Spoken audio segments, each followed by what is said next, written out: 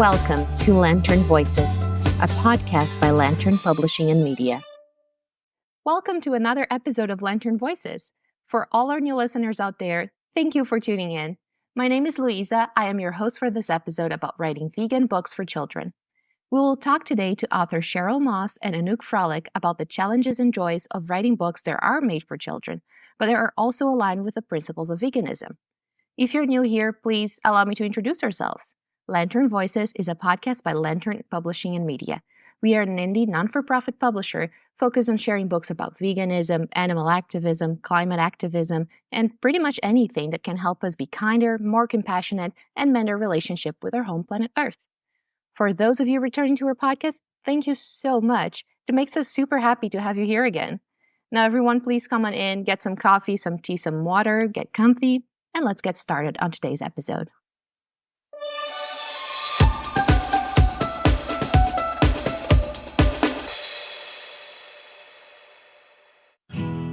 Hi there, I'm Hope Bohannick, host of the Hope for the Animals podcast, sponsored by Compassionate Living. Join me on a journey to uncover the heartbreaking and heartwarming aspects of living vegan. My guests cover a variety of issues, but I like to focus on ethics, chickens and sanctuaries, the environment, anti-oppression activism, and the reasons for living vegan. If this sounds good to you, come check out the Hope for the Animals podcast wherever you listen to your podcasts.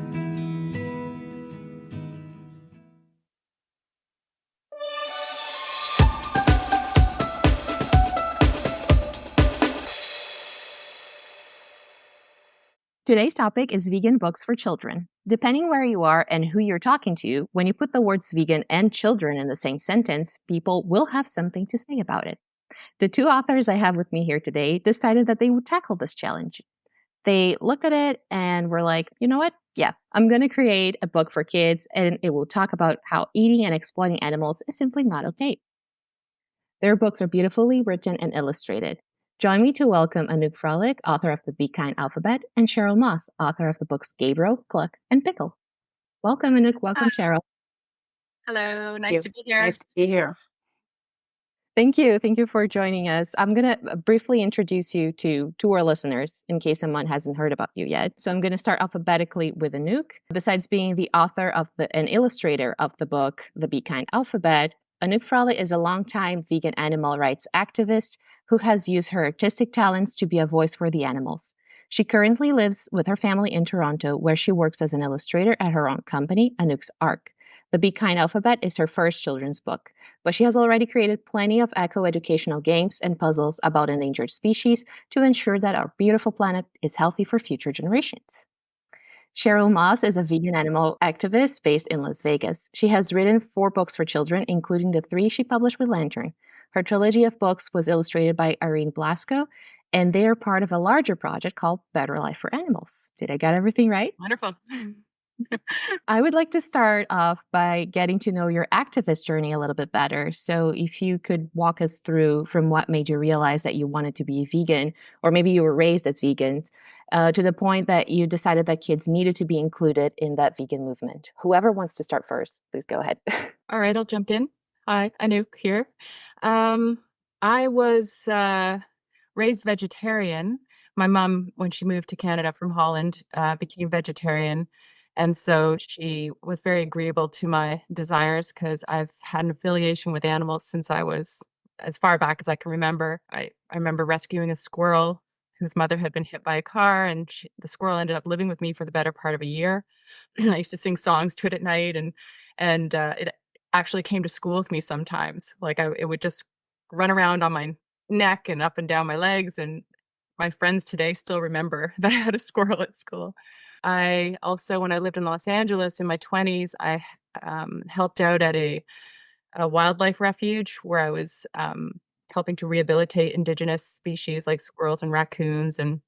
But I also saw a lot of animals that were used in the film industry. People that bought animals for their children, and of course they grow up and they're not a sweet little, kitty cat anymore. It's a tiger, or the monkey got out of control. And so I've always wanted to be a voice for the animals, and I've always used my art as part of that, but didn't really become fully vegan until the mid 2000, like around 2005 to 2009 was sort of my transition. And when I went to the farm sanctuary in New York State and spent some time there, it was just like this aha moment. Why am I still having an egg here and there? I was already not having dairy because I was lactose intolerant, but I just hadn't made that connection. And then I ended up having a child with my husband who had 3 full-on meat-eating children. And I said, I want to raise this child vegan.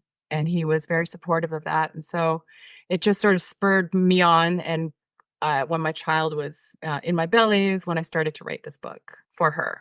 Yeah. Well, that's beautiful. Cheryl, would you like to jump in next? Absolutely. So I was still eating a lot of fish and cheese until about 18 years ago when we rescued our dog, Ruby.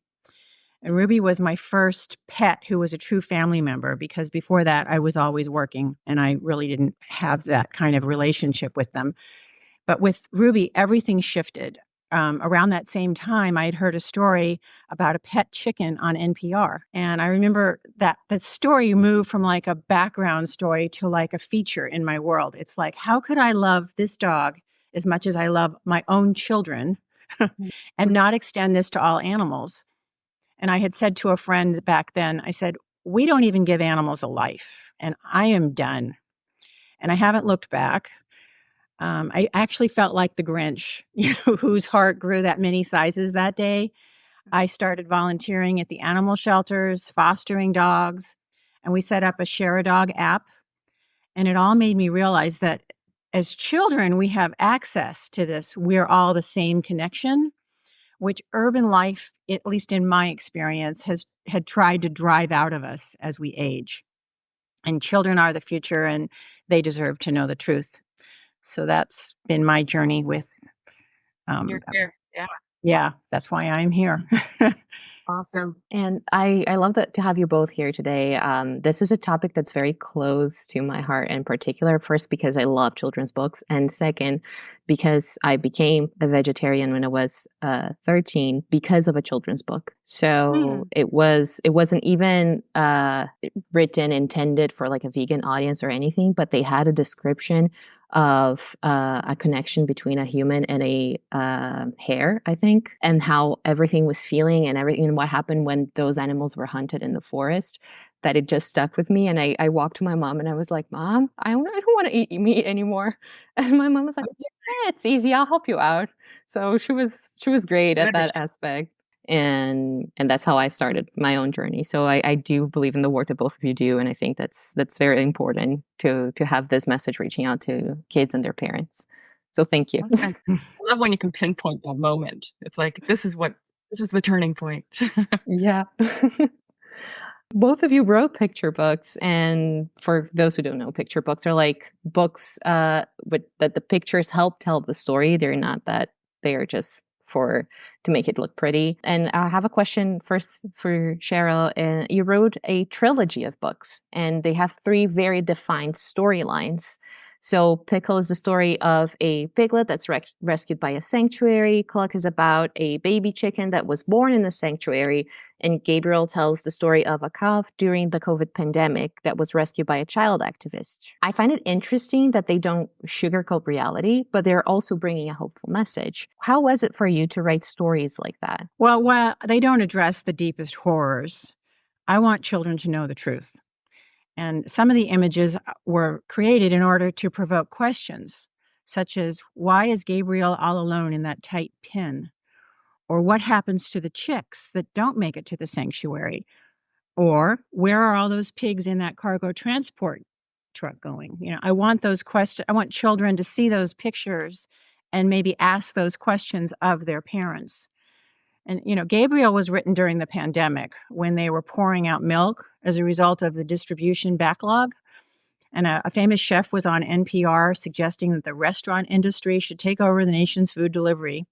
While I was thinking, we're not addressing the actual problem of why we're producing milk in the first place. And so it was just felt like such a missed opportunity, and it brought up the anger inside of me. And I thought, this prompted me to write a book about and that's how we got Gabriel. So from there, I just wanted to, it's best I could, to include all the main farm animals. Of course, I didn't get them all, but I just couldn't leave the pigs out. I couldn't, I wanted to get all of them. So that's where we ended up with the trilogy, because I know that in every case we are capable of immediate change of consciousness. I mean, we all just talked about that, And I also, so I'm asking my readers to choose compassion. And so that I look at that as a hopeful call to action. And the books are connected to a larger project, right? The Better Life for Animals. Well, Better Life for Animals was created to support the trilogy of books. I needed a social media presence, and I am now taking it to nonprofit status. And as I will talk about, where I find my most success is finding them homes in places like sanctuaries. But yes, I created A Better Life for Animals in order to support my books. Yeah, that's pretty great. I checked the QR codes. All the books have QR codes, and they connect to this project. Other resources. It's very interesting. So it goes beyond just a story. Anouk, my question now it's for you. Your book is an alphabet book, so it helps children to learn the alphabet, and each letter is associated with a different animal. Each animal has their own poems, and those poems, they also don't sugarcoat reality. They also talk about some of the challenges that the animals face. So how was it for you to write those poems and to talk about the topics that will probably raise a lot of questions from the kids, and questions that will involve what is happening in regards to animal exploitation in the world? Well, I don't know if it's my Dutch background. We're very pragmatic. We speak our minds. So I think I don't sugarcoat things anyway in life. And I made a promise to my daughter too, as I'm raising her, that I won't sugarcoat. If she asks me the honest questions, I will give her the honest answers. Obviously age appropriate, but I welcomed the opportunity to do something that will raise questions from children. I mean, also being a stepmom with 3 children who are heavily, heavily influenced on the other side of their family with hunting and meat eating every meal practically. And here I come into the family as this vegan activist, now new mom with the vegans, half sister. How do I bridge that and not have them turn away? So yeah, it's just I want them to be able to ask the questions, to feel safe, to, inquire. I think that if you offer the harsh reality and not sugarcoat it, but couple that with actions for hope, I think that makes it more palatable, and it's not this doom, the way kids can feel like, how can I help? This is horrible, whatever is going on in the world, whether it's animals or climate change or you name it. It's you've got to give them something to work towards. So that's why also in my book, the poems give you the reality of the animal, but at the end it's like, how can we help? How do we, let's band together, let's do something. So I try and end it with a positive. And that's something that both of you do, I feel, very well. The books, because if you're hopeless, and we have some books at Lantern for adults that talk about feeling hopeless and feeling like I'm tired of fighting. I've done all I can, and what do I do now? And I keep shouting the world. Yeah. And I think that showing the path of hope and showing that our actions can actually change for the kids is something very important, because it gives them the strength to keep going and to believe that, yes, some friends are going to make fun of them, but they're going to keep going. My daughter's so outspoken. She's the only vegan in her school that we know of. And she does change minds. It's harder to change the parents. Kids come to us and go, I want to be vegan, or I love what you're feeding your daughter. Can I have some?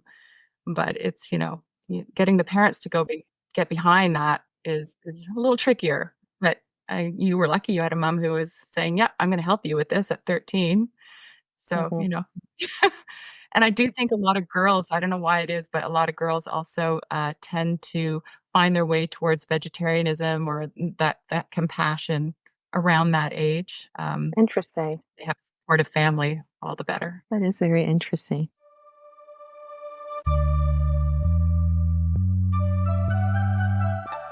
Do you love new books? Do you need more titles about veganism, animal rights, and climate activism on your bookshelf? Then go to lanternpm.org and check out all our books and ebooks available for purchase. You can find anything from beautiful illustrated picture books that introduce children to the values of compassion for our fellow animals, to thoroughly researched nonfiction books that give you all the facts to help you live a healthy vegan life. Go to lanternpm.org and explore all of our books today. In your books, all of your books, both of you, the non-human characters, they are described in depth. They have emotions. They are relatable. And do you believe that presenting non-human animals from their perspective, from their emotions, can help children empathize with them? 100%. I honestly, like, if you see yourself in something, in someone, and in another soul, you're going to be engaged. You're going to want to act. It's going to hit you in a heart. It's going to hit you in your mind. So if the characters in our books have personalities that the kids can relate to, they're going to way more be involved in that animal and their situation. I believe that 100%. Like, my other passion is also just late in life, I've taken up acting. And one of the things they say to us actors is, people aren't there to see you. They're there to see themselves on the screen. That's how people relate, Yeah. That's interesting. Yeah. Cheryl, do you agree? Yes. Well, I think that our society has set it up so that we see animals as here for us and not with us. So by making them other, I think we're taught to turn off our hearts and allow the worst cruelties to just persist. So I think when we show an animal who loves and feels and fights to live just like we do, children can see and feel can feel connected to a fellow creature. Animals who deserve to live and thrive just as any friend or family member, because animals are not inanimate objects, but feeling beings, and they need our protection. 100%. Yeah. And Cheryl, the illustrations of your book, they help tell the story. I was wondering if you could tell us how the process was for you to work with an illustrator, with Irene, to make sure that the illustrations and the words would be aligned and that the images would be delivering the same messages that the words intended to do. So I've written other books before because I had share a dog. And so I knew that this time I needed a true artist. And so her name is Irene. Irene Blasco she is an award-winning artist and author herself in Spain. So I'm very blessed to have found her. She's a total professional. And so it was actually very easy. Illustrations are a crucial feature for a picture book, as we both, all of us three know. And in Irene's art, I found the hope, the joy, the fear, and the pain in key facial expressions. I mean, she would just draw them and I'd be like, oh my goodness, you have exceeded any expectation. I love how she drew with such drama. And I love, use of color for a topic that, in my view, needs to connect emotionally for children of all ages. I personally love color. So I thought she did. Every book had a template, a palette. This is a professional artist. So it was super easy. Yeah. All the illustrations look so beautiful in those books. And one of the things that touched me the most was the expression from all of the characters, the humans, non-humans, everyone. It's just, and that's hard. Especially, Anouk, if you want to jump in, because you're an artist too, that's something hard for you to draw. It's hard because I could draw very dark imagery, but I feel like I've always been drawn. I mean, the issues are dark and hard to take and swallow, but I always want to show compassion and life and love through the eyes of my animals, through my illustrations. So for me, drawing animals that people can connect to, it's all about the eyes. And I'm more an illustrator than I am a writer, although it was fun to tap into that and try and do it all myself. That way I felt like I had the ultimate control out of what I was producing. It's different types of writing, but both of them, I think, they bring value from you tapping into your own artistry and challenging yourself to do both, but also collaborating like you did, Cheryl. It's collaboration is also a process that can really enrich a material, and it can also help. It can be challenging. It can be challenging, especially if you're talking about like being in two different continents. But when you click with the right person, that it makes things look brighter. It elevates it for sure. Yeah. Anouk, when you were making your illustrations, there are some species that I confess that I got to know because of your book, because I didn't know about them before. So did you know all of those species already? How was the research for like making sure that you got everything right? I don't know if I'm just a typical artist. I don't know. Like my research as I did each animal, I didn't think it through from A to Z. I just kind of did, okay, I'm doing A. And then I would research all the animals that started with A, and I would pick one that spoke to me, like just either visually or their story or what I wanted to portray, and then tried to find a balance throughout the whole book. But for the most part, I knew almost every animal in there, but I had changed one of my animals. I was going to do a needlefish, and I just didn't like the illustration. That was simply straight out the only reason I changed needlefish to numbat. And the numbat was something I'd never heard of, and I was just drawn to this cute little animal. I'm like, I want to draw this. I want to tell its story. So that was one of my ways of choosing my animals. But in terms of the endangered species, I'd known a lot about that because of my previous I had an endangered species memory game out there that was selling in stores, and here in Canada, we have the Ontario Art Gallery. It was in the gift shops there and in the Royal Ontario Museum gift shop. And then I did a series of puzzles as well, which were offshoots. So I did a lot of research about the endangered species in those products. And so some of those carried on into my book, but I did try to do sort of a balance between farmed animals and wild animals, and some that maybe people hadn't heard about, just to educate.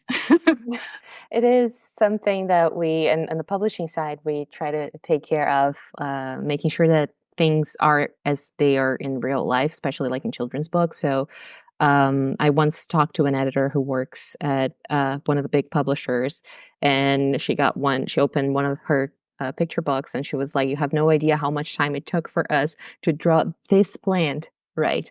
Just this one." Because it was a plant from China, and the illustrator knew because they were Chinese, but the people from the publisher didn't. And then the author and the illustrator were going back and forth because they're from different areas of China and they knew the plant in different ways. So going for endangered species that not many people know require some background research, I suppose. But also for Irene did in your book, Cheryl, the whole sanctuary life, because sanctuary life is different, very different than farm life. So if you visited a farm, you didn't visit a sanctuary. It's different. So I know this wasn't in our script, but I'm very curious to know how was that process with both of you? Like, did you know sanctuaries, both of you? You got that reference from somewhere? I would send Irene pictures of what it really looked like. You know, in the beginning with like Gabriel, she had this cow out on a pasture. I'm like, no, that's not what's going on here. And then with, what does it look like to have this big warehouse? This is where we keep our animals, in these dark warehouses. Here's what it basically chicken dinner, fast food. This is what it looks like. I would just send her real pictures. Wow. And she would, be like, oh my goodness. Oh, okay. And then she would draw from that, and it worked. Yeah. And especially different countries are already different, but in different continents. I know that Europe has a whole bunch of different manners of doing things with animals. And back home in Brazil, where I'm from, we also do things differently than the US does. So you have different ideas in your head, and you're talking to mostly American children. So you need to have the reference that they're going to grasp. It's so hard when the blinders come off. I mean, just the other day I was driving through the country here in Ontario, and it was beautiful, idyllic cornfields and animals in the fields. But I'm also looking at there's like a little placards where it's telling you that the corn is a particular strain or whatever. Like it feels very GMO or whatever. And then I would see these cows hanging out in the field, but then if you look just beyond the fence, there was an entire line of like the veal cows that are put in crates, the babies. So the parents are right there in full view of their babies who are in crates, and people will drive by that and not maybe make that connection. And I'm driving by and I'm bawling. I'm like, how is this okay? And it's in full view. And that's what's in full view. There's so much out there that we just don't see. You drive by these farms and these barns where they're low to the ground and have no windows. That's full of chickens or ducks or you name it, they don't have any sunlight or air. Or, don't get me started. It's just like once you know, it's heartbreaking, and it's hard not to want to just shake people and go, "Hey, look what you're. It's right there. You just have to look in your own backyard, practically." I'm sorry if I went off on a tangent. It was just No, not at all. like, farm sanctuary is wonderful, and it's a great place to go to feel good. But because you can feel so depressed about the state of animals in agriculture. So to be able, I found farm sanctuaries to try and feel hope, and I'm so grateful that there's more and more coming up. There's more around than I've ever seen in the last 10 years. They're just cropping up. Lantern Publishing and Media is devoted to sharing messages of compassion. Our books inspire a better world by telling the stories of animal rights activists, climate activists, and their fights for a world where everyone can live in harmony, no matter their species. Lantern is a 501c non-for-profit organization. Your donation helps us keep our work going. If you can, go to lanternpm.org/donate to help us with any amount. Once again, the website is lanternpm.org/donate. Your generous gift enables you to support our collective mission to inform, inspire, and educate. Thank you very much. One of the things that I mentioned in the introduction of the episode was how challenging it can be to put children and vegan on the same sentence. There are so many people out there that get outraged with the idea of raising vegan children, and you two decided to face this challenge with your books. We were just talking about the importance of farm sanctuaries. We were just talking about how things are hidden in plain sight, and still people choose to look the other way. So when you tell people you wrote vegan books for children, how is that received? Okay, I'll step in again. Sorry. When I had started to be more vocal about the fact that this book was becoming a thing, I have to say I was met with so much positivity for the most part, and even from people who are full on committed, I eat animals, which always makes me go, But I had a neighbor also who's raising 2 children. He said, I'm going to buy that book. I'm not vegan, but I want them to know. I want them to grow up to be more compassionate and to think things through and to question. So that was a really nice little nugget that I received. But even within my own family, my mother, who's pretty supportive, but at the same time, she still thinks veganism is a cult. And she was like worried that I was not, sugarcoating it more. Like she was like, I don't know if you should really say that. It's going to turn people off. And I'm like, well, people are buying this book for a reason, I would imagine. So why would I try and make it not the truth? So I was met with a little bit of pushback within my own family, which was tough. But for the most part, I would say I've had nothing but positive feedback and encouragement. It's great. Yeah. My experience is that when I share with people that I have books and what they're about, it's received politely with a nod and then silence. And so I find it's a challenge. We're a small percentage of the population, but what are you going to do? The animals are counting on us. And sometimes I have actually reread my books to remind myself that, yes, this story needs to be told. I've got to keep it up. And so, as I think I've mentioned, my biggest push has been to get my books into hands of adults, because it's not children who are going to buy the books. And, those parents whose children, they want to know the truth. And so I have had the most success, and we're really gaining momentum here with animal sanctuaries. So I have been donating them, and I will continue to donate them wherever they have a little bookstore, wherever they have a story time, because I need it to be with people who are going to read them. So it's been a challenge, but I'm not giving up. We're just getting started. Of course. I think to end in a high note, like your books do. We're going to keep doing the work. We're going to keep sharing all that. So if you said something very important now, that it's to talk to the parents, get the books in the hands of the parents, because they're the ones who are making the decisions here. So if you could pitch that idea to the parents listening to this episode, if you could talk directly to them, why would you say that it's important to read vegan books to their kids? Well, yeah, it's important that parents read these kind of books to their children. Again, to grow the empathy. I think children are born with it anyway, that natural empathy, that natural inclination to want to save things, to want to, oh God, if they found out that this really was where their meat came from, they would be horrified. I think so much of it is just, kids just are led by what their parents tell them. So if they have another point of view through our books or through visiting a farm sanctuary or whatever it is that might encourage that already, that like grow that little seed that's in them already, and watch it flourish, then if these books can be just a stepping stone to that, then absolutely it's important that parents have a wide range of things for their children to read and to have influences from, so that they can make their own informed decisions going forward. Mm-hmm. The world is going to look very different in 10 and 20 years. And it's our children who are going to be in charge of that planet. And, so we have a lot of challenges, but we have some forces that are in our favor, as we all three know. Climate change is happening, and we're losing all the diversity of the different types of animals. We're losing all the land. It's a mess. So I think most people, they are aware of it on some level. And I do agree that there are more and more parents who want their children to have that information. And of course, it's just essential. And I agree children have that capacity innately. We all do. Mm-hmm. But as I said, I think we are taught to turn away. It's what Melanie Joy calls cognitive dissonance, Mm-hmm. which is true. Unfortunately, I don't like that to be enough. It's like, okay, what about that? Meanwhile, as you said, Anouk, you're driving down the road and you're seeing babies Mm-hmm.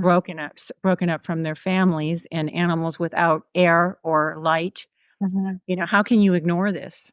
So I think that all of these horrible forces, unfortunately, are in our favor, and we will grow. Yeah, and also through our books, I don't feel like we're shaming or pointing fingers. It's more like we're presenting truth and a point of view. Well, it's truth, not even a point of view.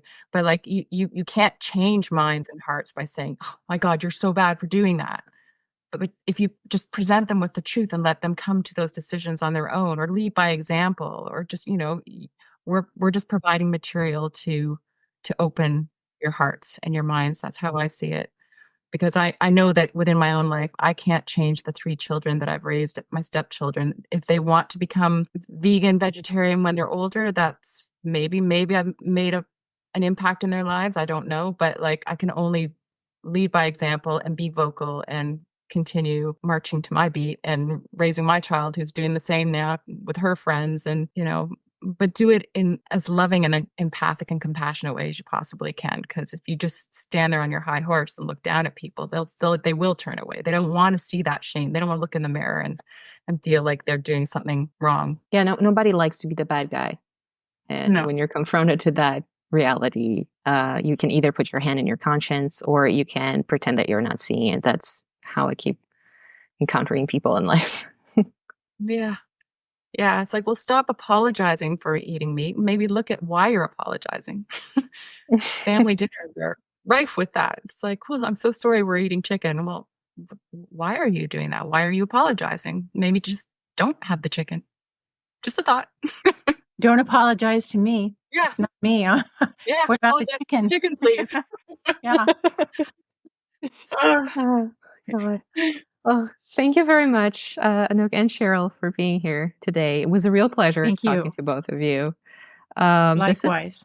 This is such a great topic, and I thank you very much for the work that both of you do. It's very important. Thank you for publishing. Yeah. It takes a village. Is there any other messages, projects that you're working on, something that you'd like to get out to our listeners that we haven't touched in our discussion? If you're a sanctuary and you'd like to have your books on display, I am happy to donate them. Wonderful. Reach out to me. Awesome. Thank you very much once again. Take care. And yeah, both of you take care. I'm going to thank you, our listeners, too. And if you like this episode, you're listening at home, please follow Lantern Voices wherever you're listening to this podcast. Give us a review because that's important in most of our podcast platforms. And follow Lantern PM on Instagram is at Lantern PM, as in publishing and media, to stay in touch and to get firsthand notice of when we release new episodes. We'll meet again soon. Bye, everyone.